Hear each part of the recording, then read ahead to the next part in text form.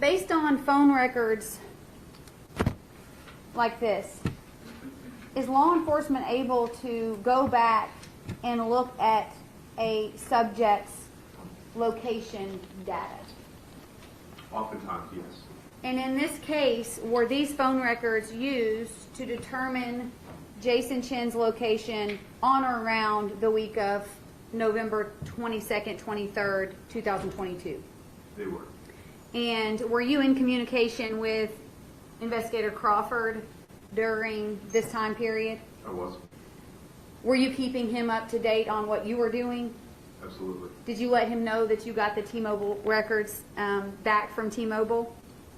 Within about 30 seconds. And at that point in time, did you or he begin to look for the location data? I immediately transmitted those records to Detective Crawford, and I may have, well, Detective Crawford for sure, so that he could begin plugging those into the records processing, program that we use. Okay. And at this point, to be clear, had Jasmine Pace been found? No. Okay.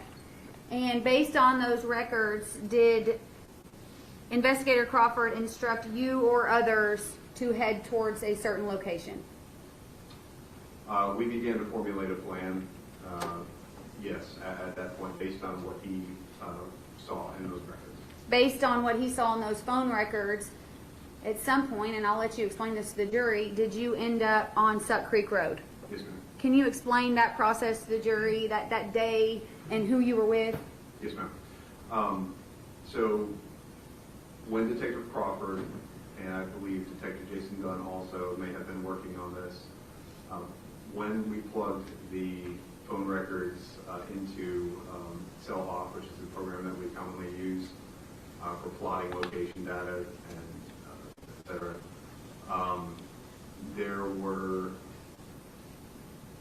there was a fair amount of location data on the 22nd to the 23rd that was of particular interest.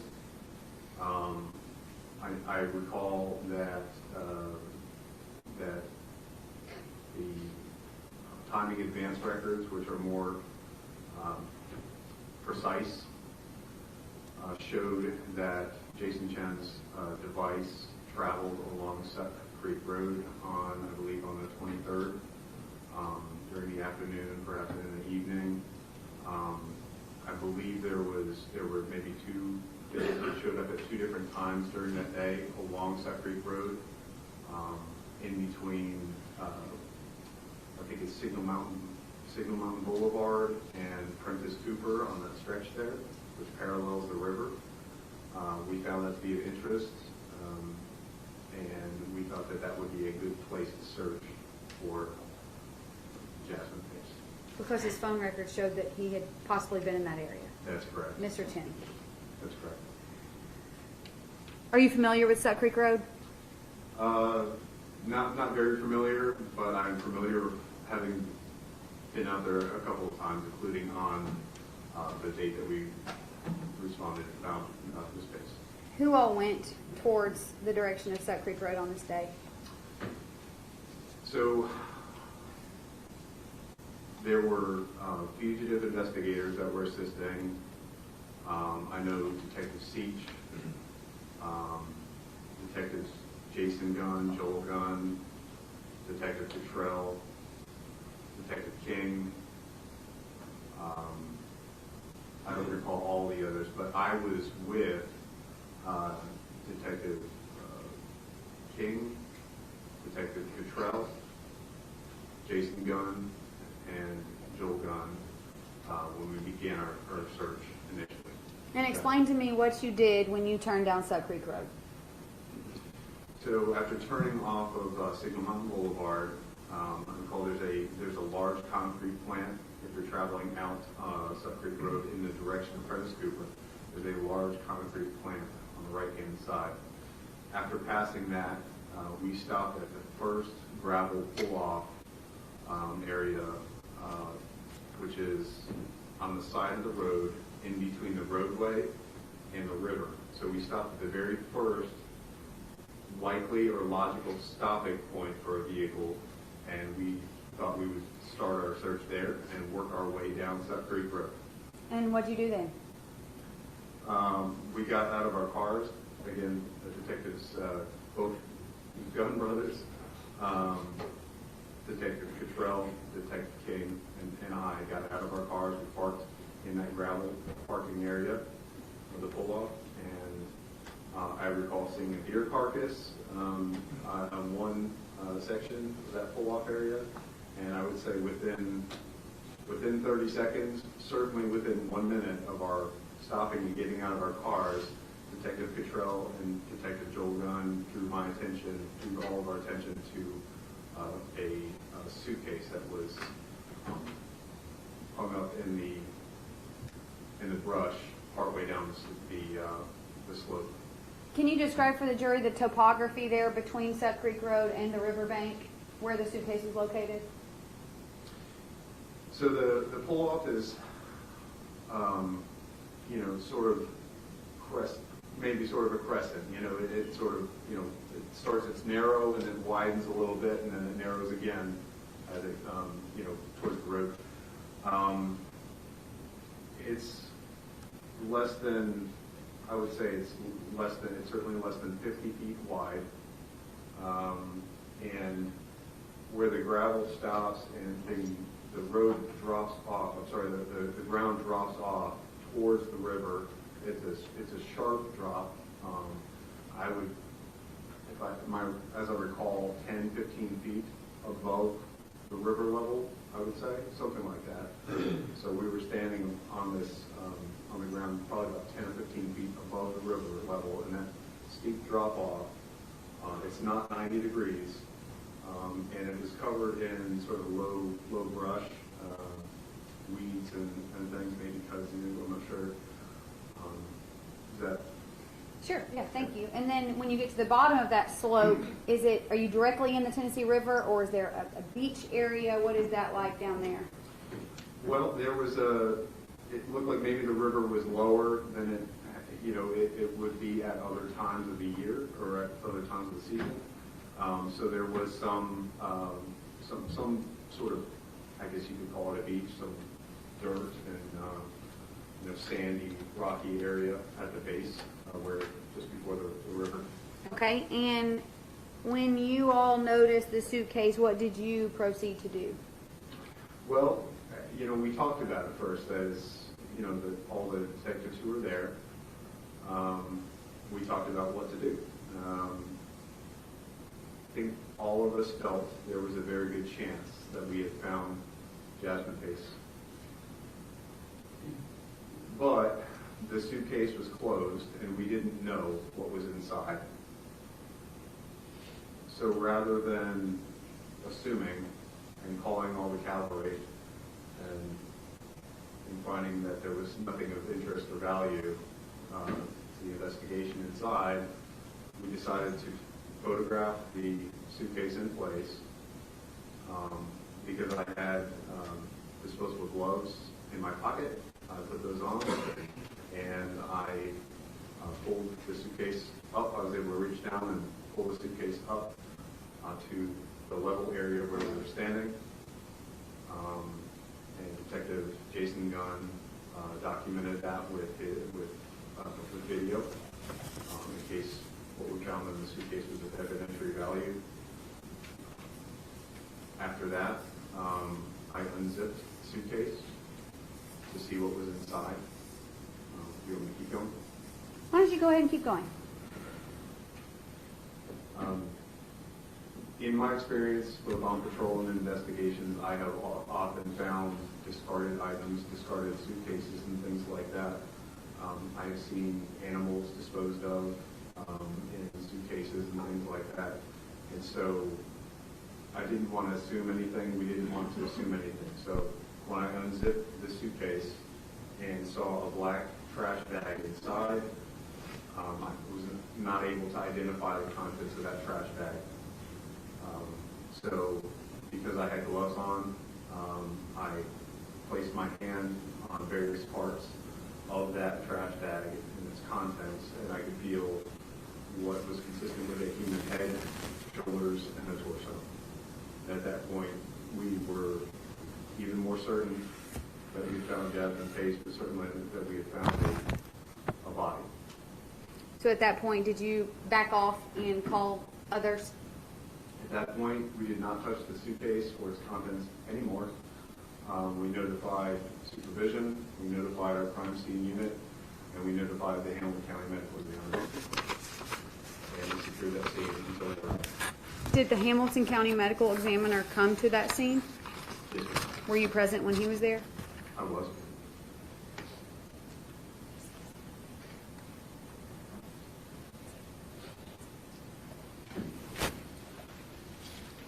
You testified that one of the detectives' gun, there's two detective guns, is that correct? Correct. Okay. 2 ends. One of the detective guns took a video of you when you were retrieving that suitcase.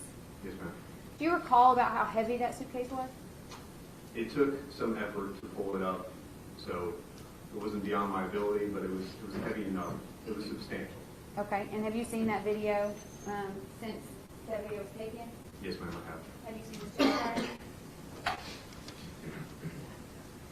Yes. What's on the jump drive?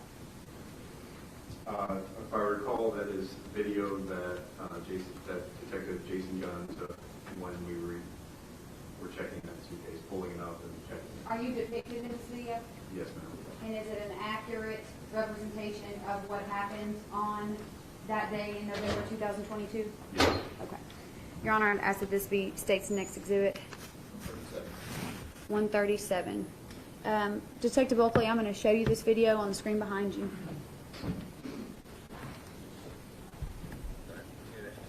Let me know if you need a hand hold on for it.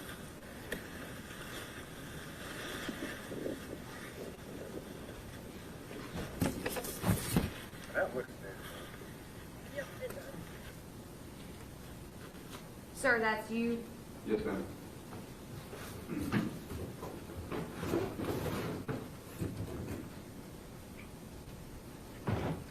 Detective Oakley, does this look like that suitcase? That is consistent with it.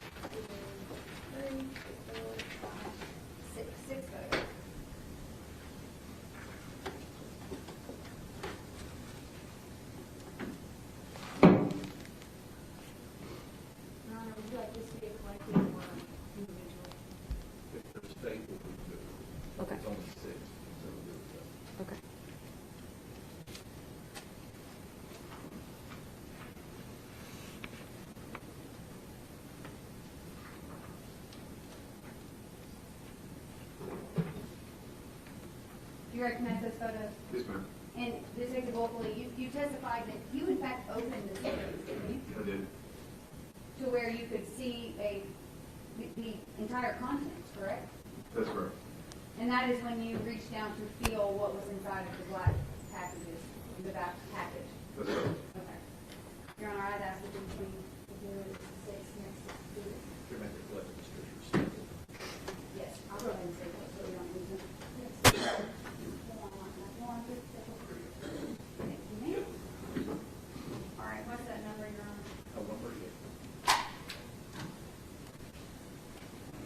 And to be clear, is this what the scene looked like on that day when Miss Pace's body was found?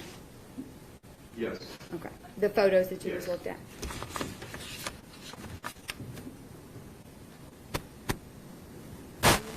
One through 6.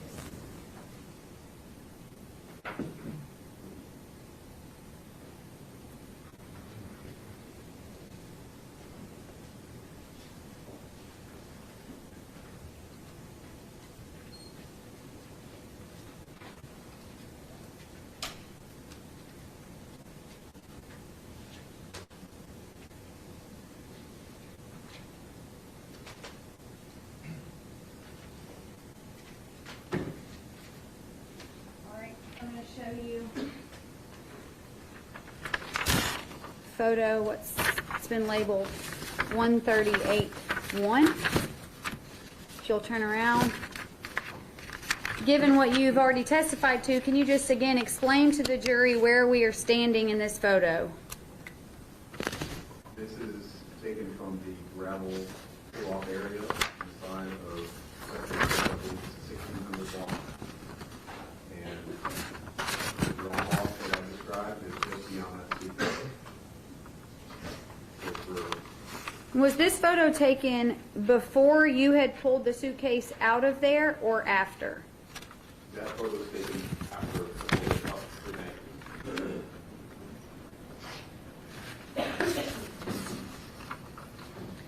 From the point of view of the camera, would we be close to the pull-off where the vehicles would have been? Yes, I believe standing in the gravel area or just next to it. Okay. 138-2. Now, from this point of view, can you explain to the jury where we're at? To the left of the gray suitcase, the ground drops off towards the river. To the right of the suitcase is the gravel parking area. And that's where those are our crime scene vehicles, which are parked parallel to Sucker Creek Road.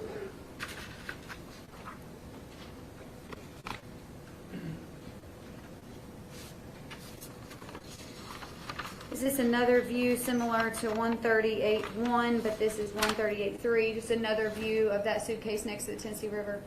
That's correct. 138-4, explain to the jury where we're at now. Now you can sort of see more of the road. That's the gravel pull-off area side of 1600 Sucker Creek Road, which I described as narrower and getting wider and then tapering back again on the other side of the pull-off. And that's where we parked when we found Jasmine Pace. 138-5. That's the black trash bag that I observed inside the suitcase, and that is the trash bag that I felt with my gloved hand when we were investigating.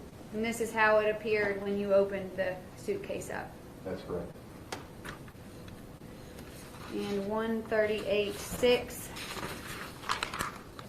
Is this what you saw when you opened the suitcase? Yes, ma'am. And can you describe, you testified to feeling what you believe was a human head. That's correct.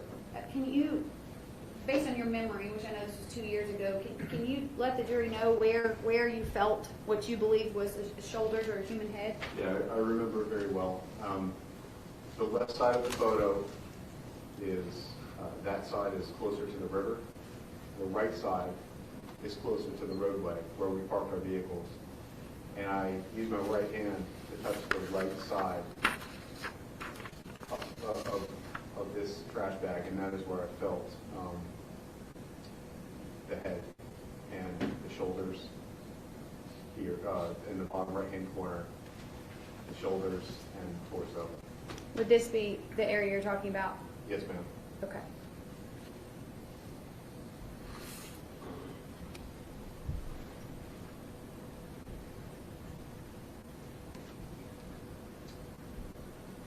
No further questions from this witness, Your Honor.